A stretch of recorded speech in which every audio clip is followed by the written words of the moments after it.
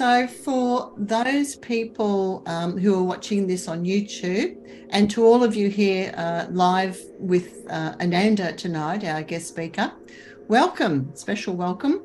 And I just want to introduce Ananda. He's an independent investigator. He's spoken at many conferences and lectured about the UFO subject around the world. Ananda is currently the president of the Society for Planetary SETI Research, which studies images of other planets and our moon Luna for possible evidence of artificial structures. He's now retired, but Ananda previously worked as a principal consultant with several computer companies. He's also the ISA representative for Sri Lanka and the author of many books that can be found on Amazon. So our special guest tonight is Ananda Sirisena. Welcome, Ananda. Thank you, Cheryl, for inviting me, and thank you to everyone joining us. Great. Pleased to meet you all online at Orbit. So I would like to begin with the word vimana. In the ancient Eastern literature, it's defined as a carriage or a chariot of gods.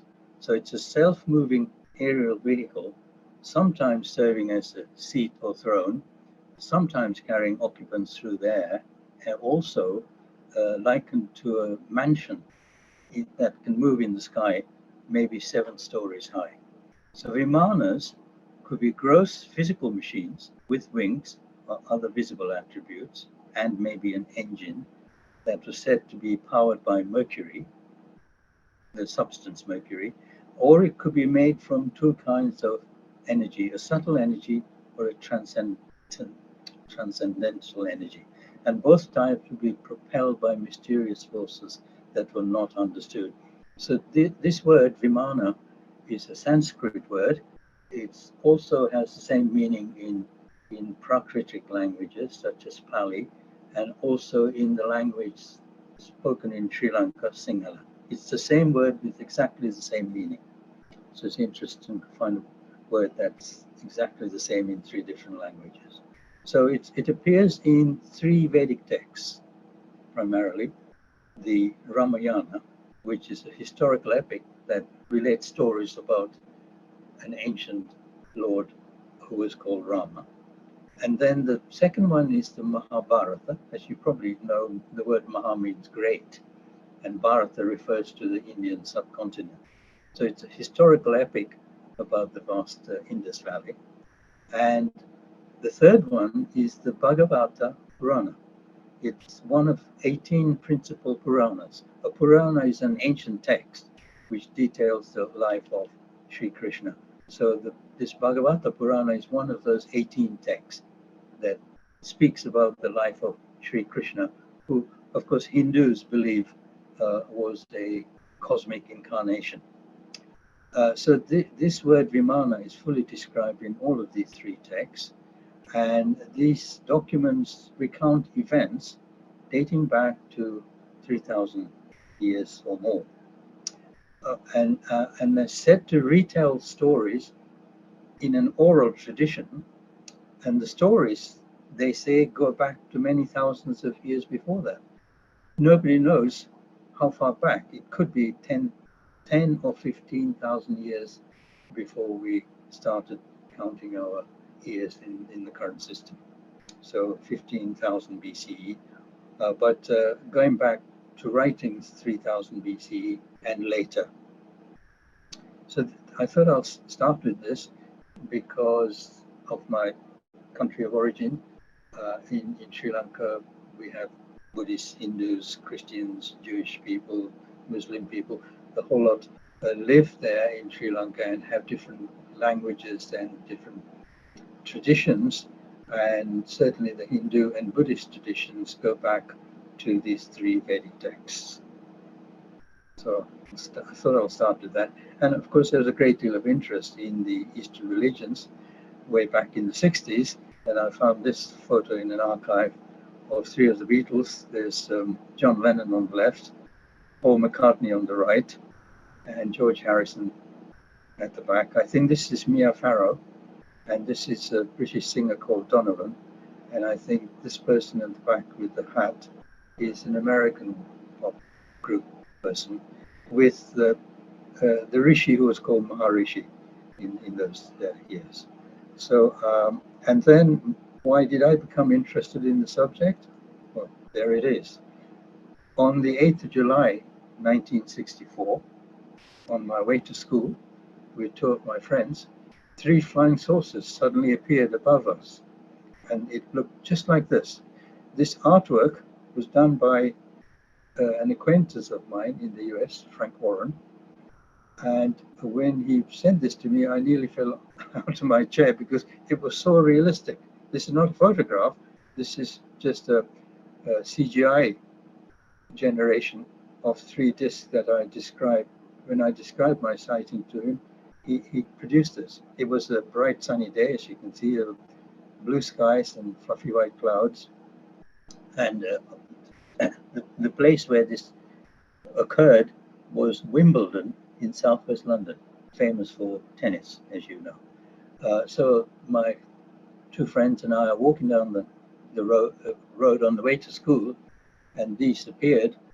I was the first one to spot them because it's as though a mental hook turned my head upwards.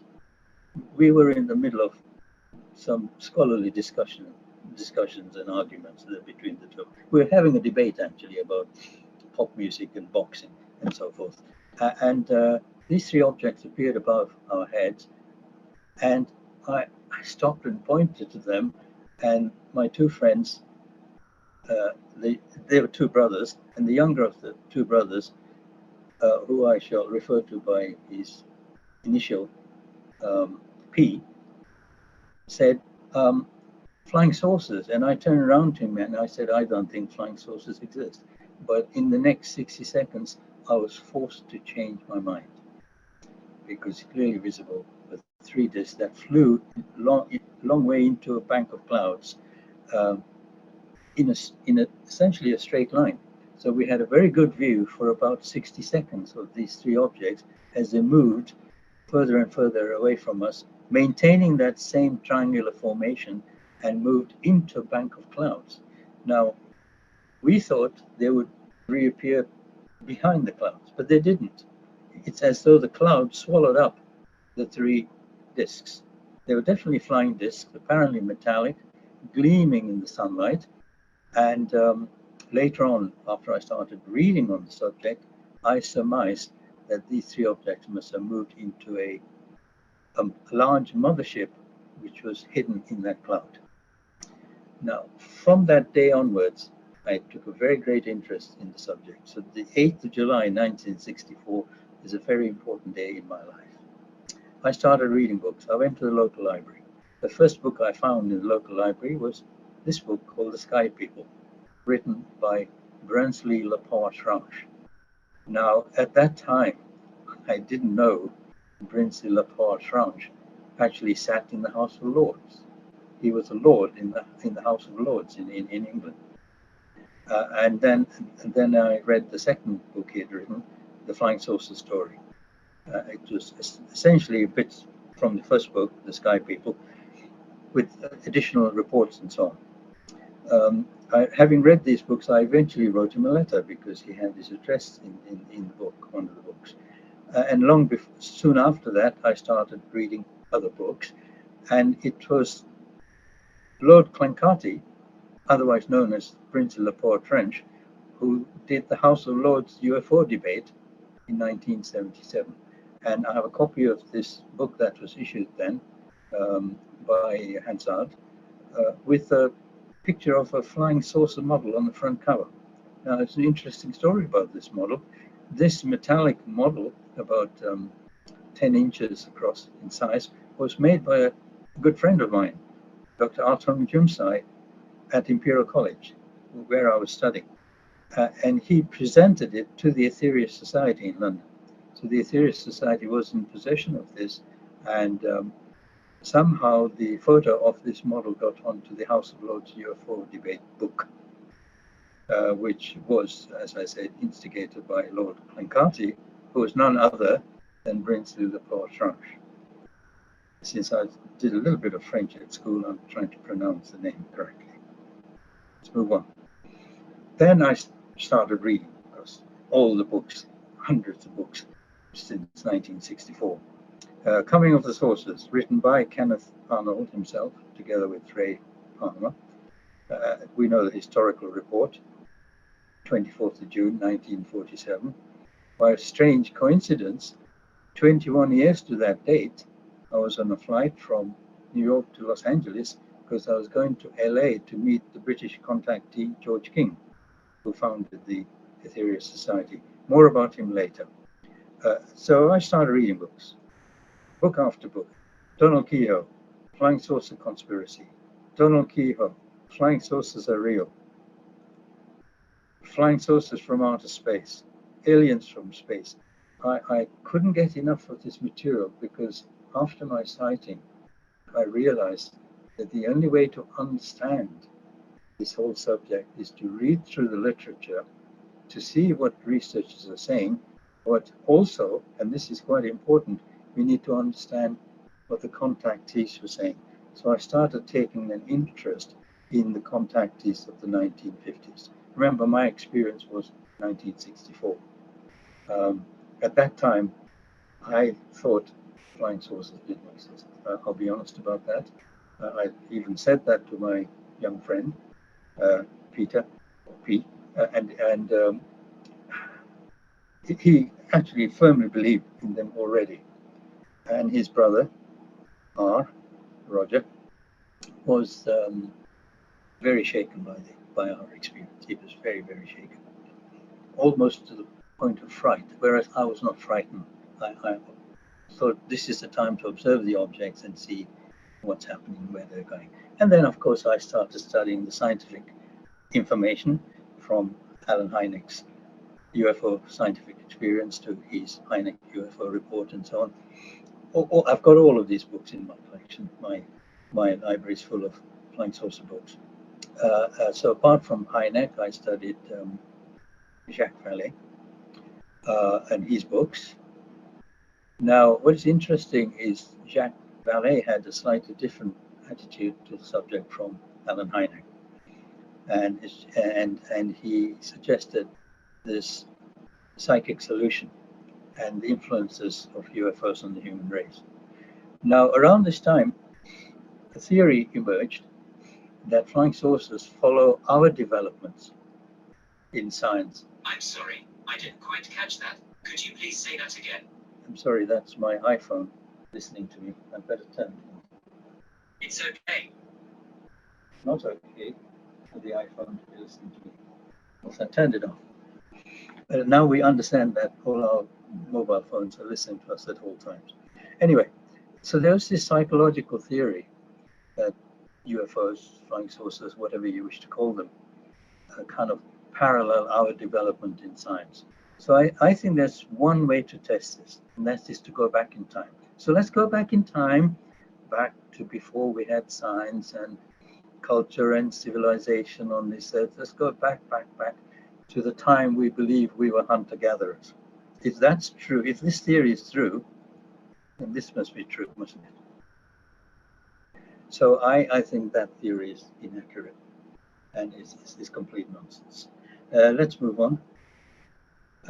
My hero scientist was Dr. McDonald, James McDonald, who did a great deal of research on the subject. I believe he visited Australia at some time, and I found his research to be extremely credible. He said UFOs are entirely real, and we do not know what they are because we have laughed them out of court. The possibility that these are extraterrestrial devices, that we're dealing with surveillance from some advanced technology, is a possibility I take very seriously.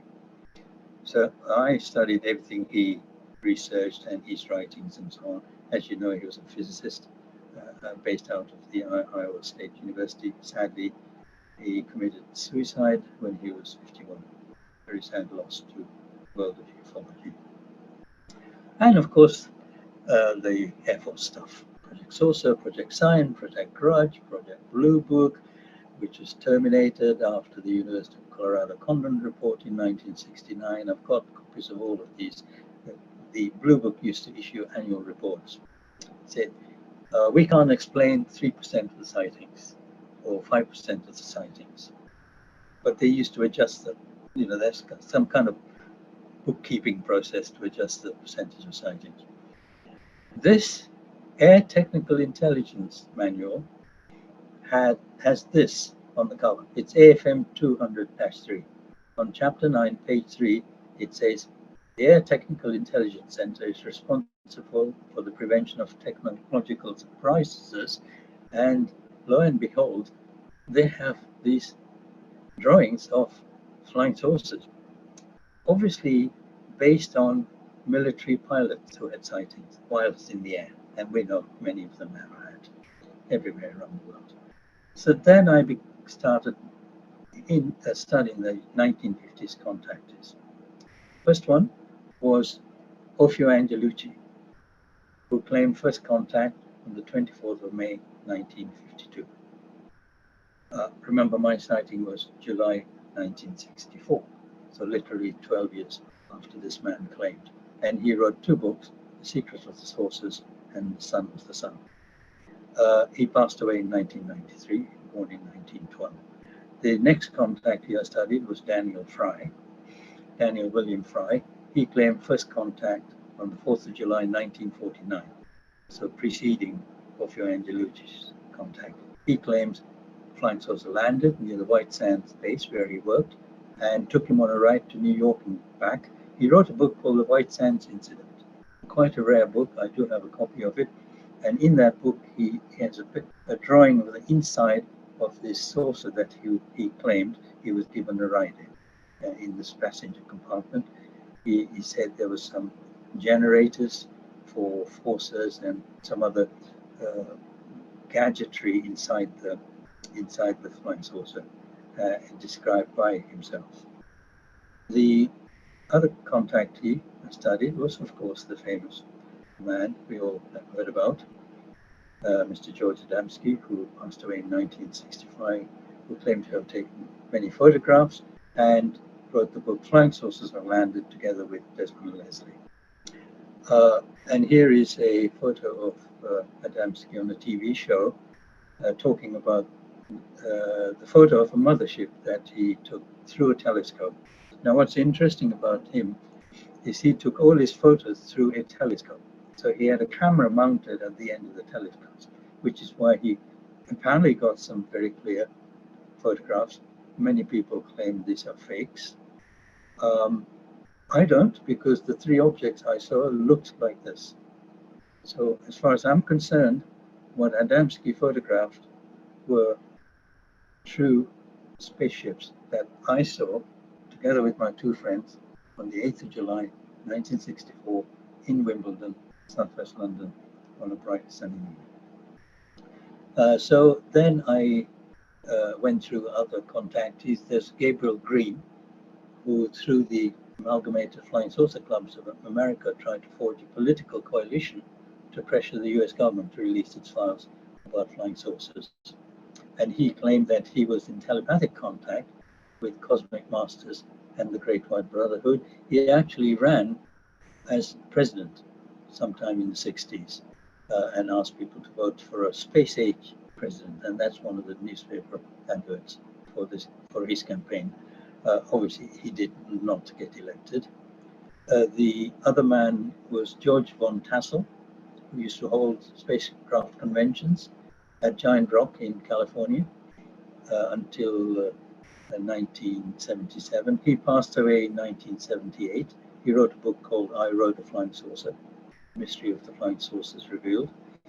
And he constructed a building near Giant Rock, which he called the Integratron, based, he said, from plans that he received from a space being, the design of which he said could retard the human aging process. Well, I've not tested it out, but he was born in 1910 and passed away in 1978. So these are the 50s contactees. And then I became very interested in the British contactee, George King. Now, George King, who founded the Aetherius Society, appeared on the BBC programme on the 31st of May, 1959. I have obtained this interview from the BBC. I would like to show you 3 clips from this.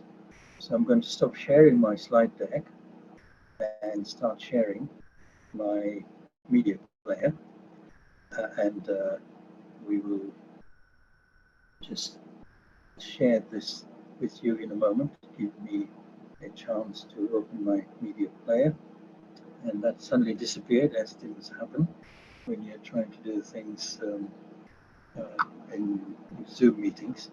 If you wish to stop recording for a moment, Cheryl, that's okay, until I find my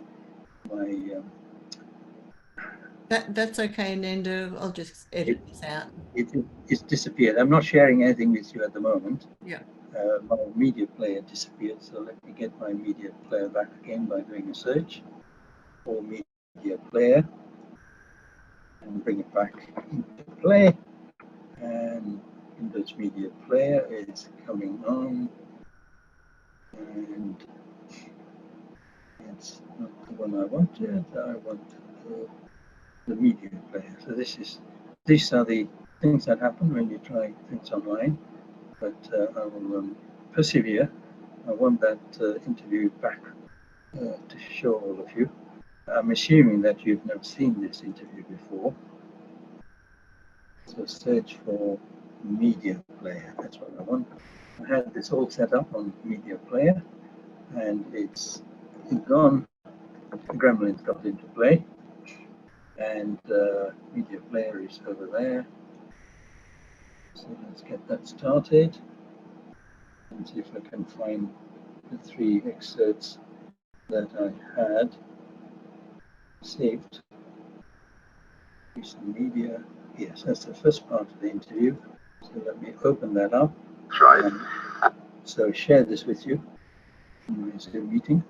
Give me a moment to do the share. My apologies. I am. So there is George King on BBC television in May 1959, and the interviewer just asked him when he founded the Aetherius Society and how old he was. The society. You did this for what purpose? Well, I wanted to make known this great truth that I was receiving.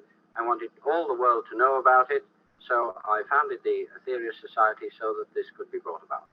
Well, they look rather like 2 saucers put together with a dome on the top, and they have portholes, and when you see them at night, they glow a golden color. What are they made of? A metal which is maybe described, I think, as organic metal. What does organic metal mean? I'm sorry. Well, it has a living cellular structure, rather as a human has a living cellular structure that constitutes his body. Is it a metal comparable to those we know on Earth? No, no. Is it a metal which can be detected in any way in the spectrum of any of the planets from which it comes? It may be, yes, possibly. There may be very, very great heat needed in the beginning to fuse more than one metal together to make this metal which they eventually settle on for the sources. Have you ever traveled in one of these vehicles? Not in a physical body, but I'd like to point out that my mother has traveled in one of these vehicles in a physical body, and she went along to a meeting that was arranged, and she had to walk through mud in a field, and she got her shoes covered with mud. She walked up some steps and into a flying saucer. Now, so that is the first part of that interview, and I will play the second part where he describes his mother's visit into the flying saucer. His mother's name was Mary King, Mrs. Mary King, and you saw a picture of her in the earlier slide. Now what I need to do here is find the second clip where he describes, so this is Mary King's visit inside a flying saucer. Can you see this? Can you, sorry, I'll just pause it. Can you see this slide? Can you see this film clip? Yes, no? we can see it. Yep. Okay, I'll play it then. It's a little shorter than that part of the interview. Point out that my mother has traveled in one of these vehicles in a physical body, and she went along to a meeting that was arranged, and she had to walk through mud in a field, and she got her shoes covered with mud. She walked up some steps and into a flying saucer. Now, she's made a recording of her experience, which you played to me and from which we've selected an excerpt. I'd like just to tell the viewers for a moment, if I may, the point at which we've taken this excerpt, because they'll know then what they're listening to. This is a long recording, and we've only time for a very short portion of it. In it, one can hear Mrs. King, that's Mr. King's mother, describing the whole of her trip in a flying saucer. She describes how she enters it, how she meets the crew, how it takes off, how she flies inside this vehicle, and finds herself somewhere in space. She doesn't know where. The point at which we're going to play the recording is the point at which she is describing looking at some of the instruments inside the saucer and what she sees when it is in flight and when she's inside it. Do we have the recording? Certainly. And in a few moments, one of the screens lighted up. I thought, oh well, now I've got something to look at. And it was the strangest, most fantastic thing you've ever seen. Behind the screen seemed to be a round world moving slowly. It was going from west to east, but from east to west was a light working along this thing, this screen. I could see it was round because I could see the contour of it. Oh, I said, that's wonderful. I said, it's lovely. I said, what is that? He said, that is your Earth. Oh, I said, isn't it wonderful? I said, well, what is that light? He said, that is our beam. We are flying over your Earth. Thank you very much.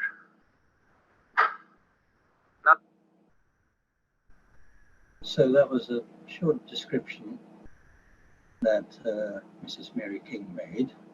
Now, as we saw in the earlier part, George King claimed he could receive messages whilst he was in a yogic samadhic trance. So now the last bit is interesting because the interview says, would you go into a trance on television? And he said, yes, he'll try. So let's see what happens. You've heard both what Mr. King has to say, the information that he has produced, the recording that his mother made, the voice that he believes is that of Aetherius taking over his vocal cords. From the point of view of our discussion, there are clearly two aspects to this. There is the philosophical or religious aspect, the moral teachings, which may be largely borrowed from religions as we know them, and there is the scientific material or the scientific claims, the rate of travel of the spaceship, the construction of the spaceship, and so on. I imagine that it is with the latter that you care to deal. Yes, I think I should make this clear right from the start. As you said, there are two aspects to what Mr. King has told us, what the voice of Aetherius has told us. One brings us messages, which are the messages which have been brought from time to time by the world's religious leaders to us. And clearly about these, I've no more authority to speak than any others of us here or indeed anyone else. Now, he did mention that people lived on Saturn with physical bodies. Now, this is the other point that I think we have to make clear before we can proceed usefully in this discussion. It's this, that as scientists we deal with a material world.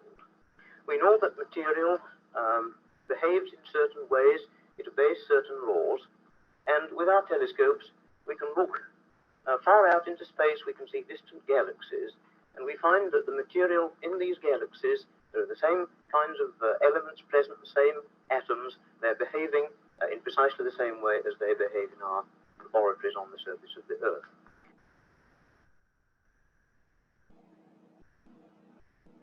I'll stop sharing that now.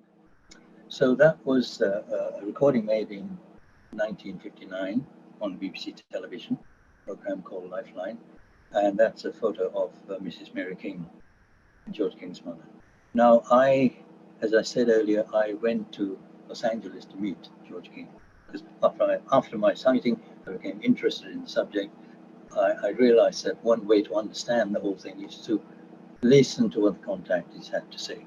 And because he was British and I was living in London at the time, I got on a plane, flew over to LA to meet him.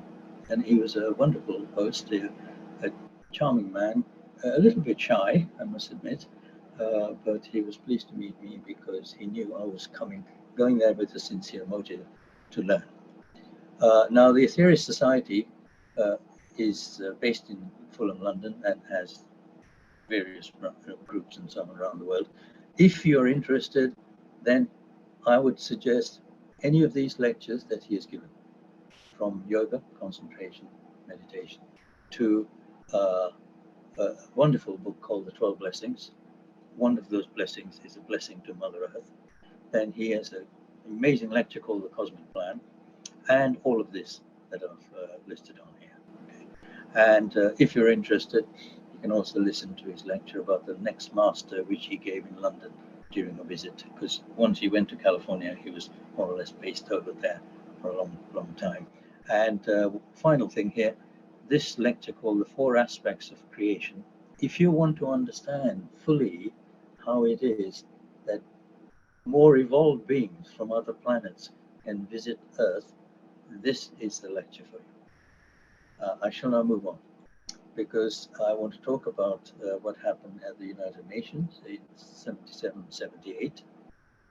You probably remember that Sir Eric Gary raised a motion at the United Nations at the request of the country, Grenada, which was to establish an agency or department to do research into unidentified flying objects. Unfortunately, this was not pressed to vote, because Britain took a very negative attitude and was totally against it.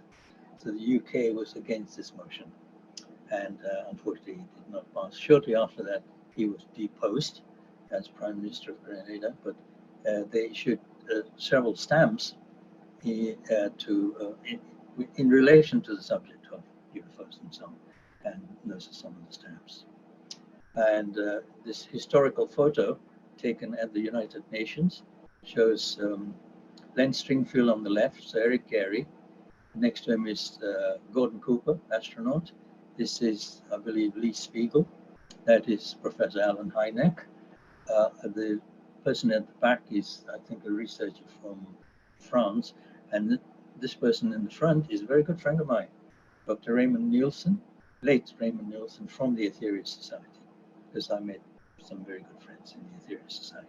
Now let's move on to the Society for Planetary Safety Research. This was founded by Professor Stanley McDaniel, who's now a retired professor of philosophy from Sonoma State University. He wrote this book called the McDaniel Report about investigation of objects on Mars, together with his colleague, Horace Crater, who was professor of physics, late professor of physics at the University of Tennessee Space Institute. This is a photo I took of Crater when he visited London and gave a presentation at the Interplanetary Society, which incidentally was founded by Arthur C. Clarke and Eric Burgess. So the Society for Planetary Safety Research, SPSR, of which I'm the current president. I was elected that after Horace Crater passed away in 2017. So I'm pleased to say that it's a privileged position I hold. What we do is study photos of the moon and other planets, looking for possibility of artificial structures. And we found something on the moon, on the far side of the moon, in a crater called Paracelsus C. And what happened was, I happened to see this on internet, and I showed it to some of my colleagues at Lunascan, and they said, we think that's a hoax.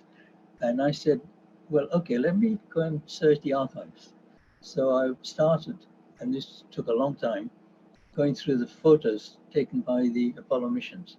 And I found this photo in one of the Apollo 15 mission archives. Okay, so this is very difficult to see. This is like a landscape view of a portion of the moon, which was taken by the astronauts as they flew over the moon. And once I found this, I went back to my colleagues, and they said, well, give us the coordinates and we'll search the lunar reconnaissance orbiter photos and see whether there's anything in there. And we came up trumps, because right in those coordinates, in a crater called Paracelsus C, are those objects. Clearly, much clearer than the astronauts had photographed them. And it was not just one photograph. There's a total of 7 or 8 photographs taken by the crew of Apollo 15. And here is the lunar reconnaissance orbiter, clear photos of these 3 objects. The bottom one is what we call a wall. The top one is an object I call the car park, and I'll give you the dimensions. But the wall itself is about 423 feet in length, and its height is about 252 feet. So imagine you're standing in front of a wall, which looks like one piece that's been carved out of the regolith. We don't know, because there are no clearer photos than these from the Lunar Reconnaissance Orbiter, which incidentally is still around the moon, still taking photographs. NASA has taken 10 photos of this area. So clearly they're studying these. They're interested to know what this object actually is, what this ball is, and what this bracket-like object is. All I will say to you is, we don't know what they are, but there's a close-up of this thing that I call the car park, because it's about 252 feet in length, and its height is about 96 feet.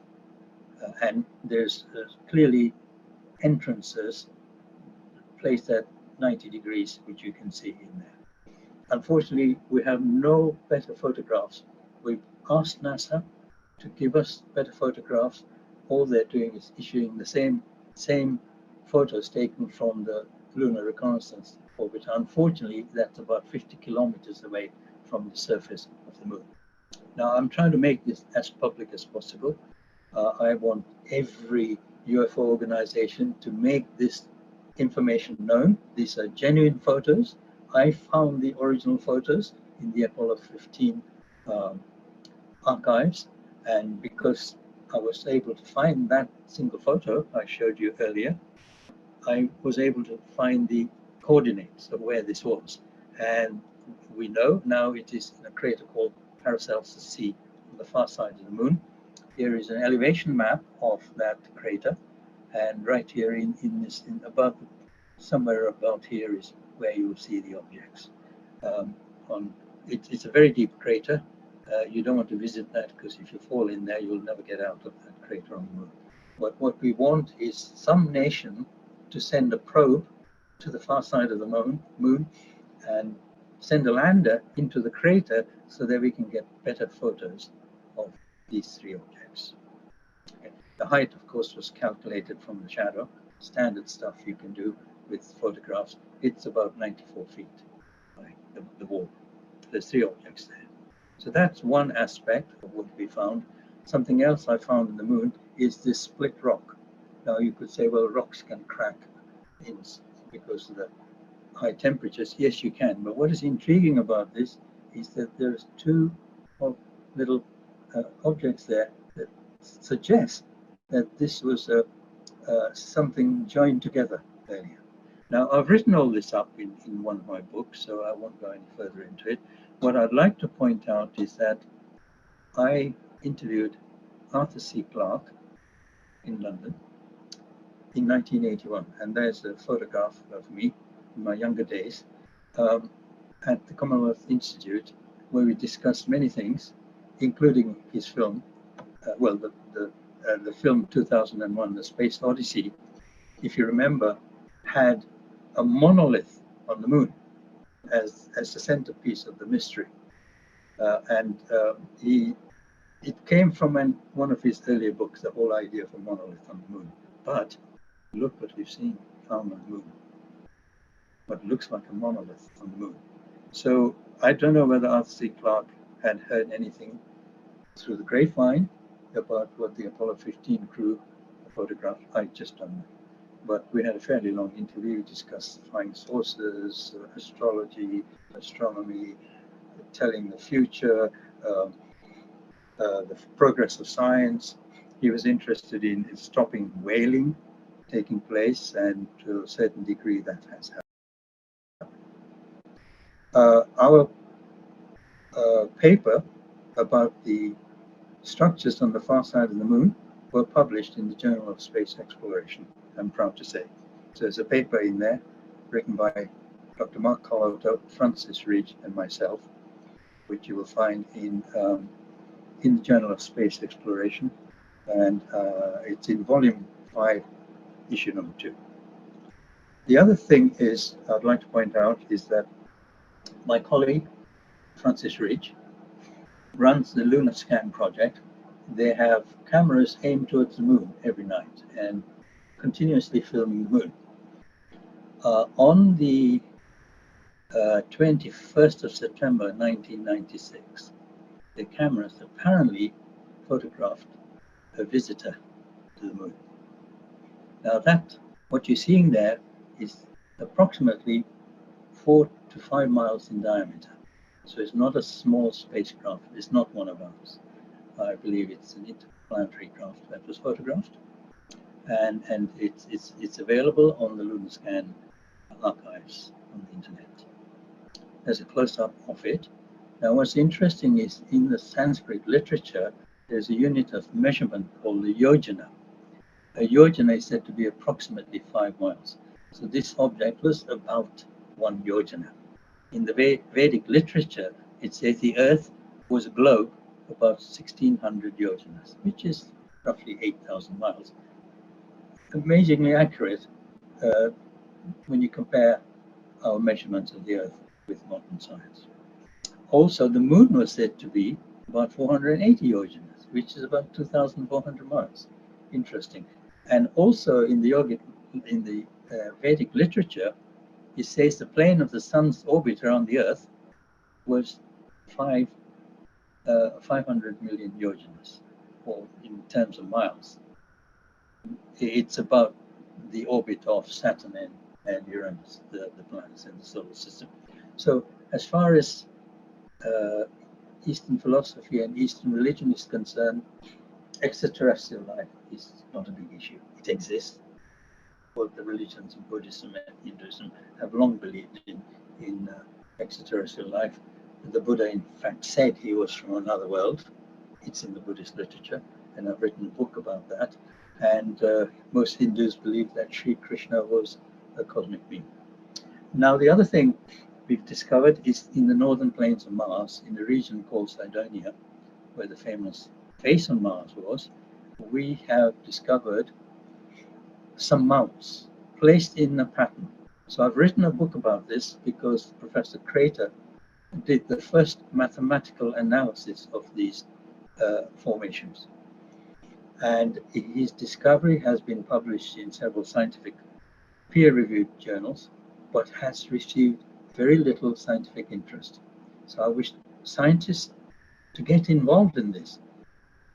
So we were able to publish a paper in the Journal of Space Exploration again, written by Professor Crater, Professor McDaniel and myself.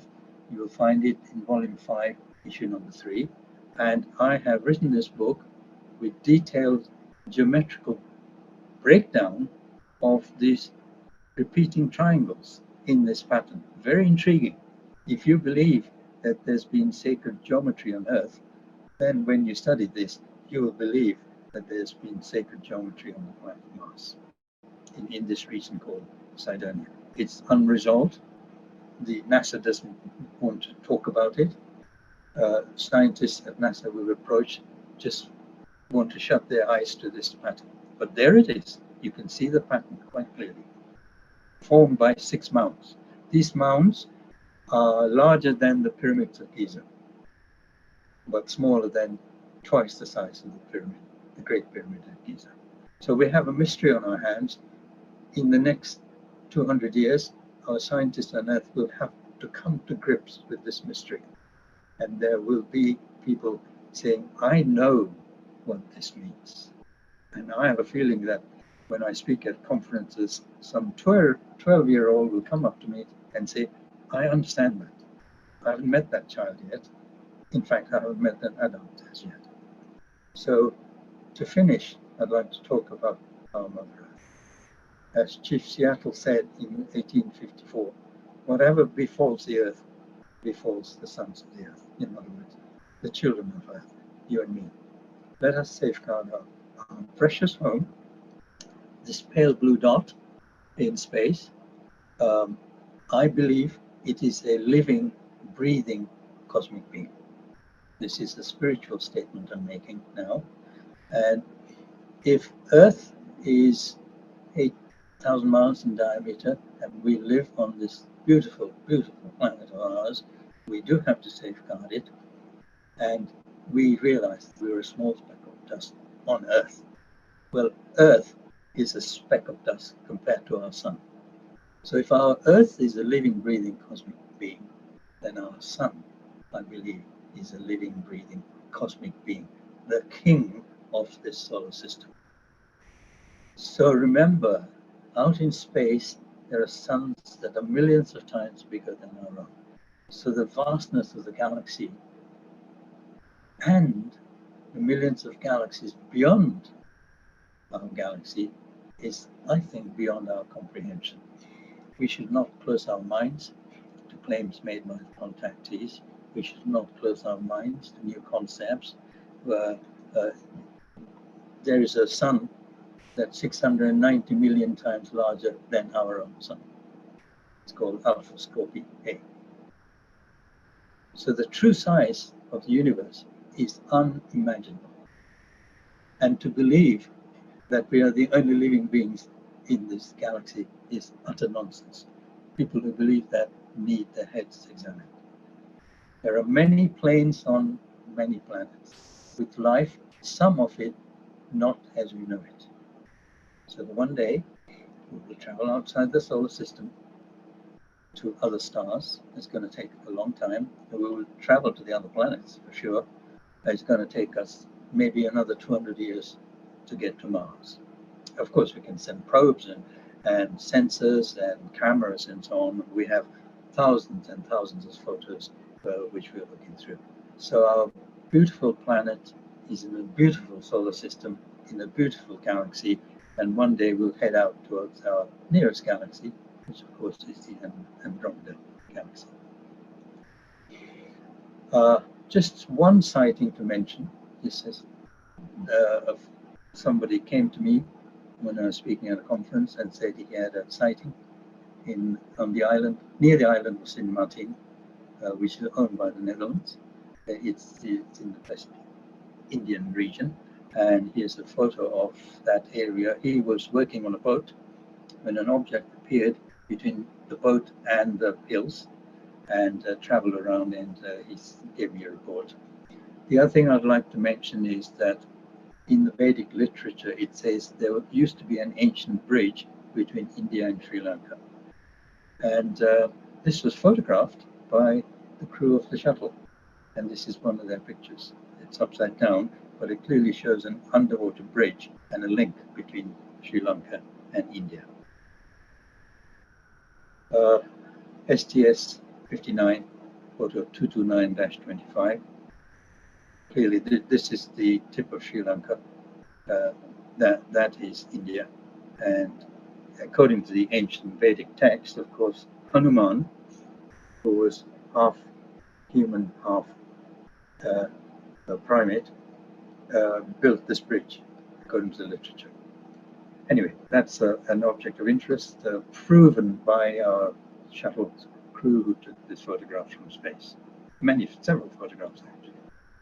And last year, when we had the very high temperatures in Britain, one of the daily newspapers had this on its cover: Earth sends a warning with all the temperatures we were having. And these are, to have temperatures of 38 and 41 in Britain is extremely rare, I must say. So let us safeguard our Earth.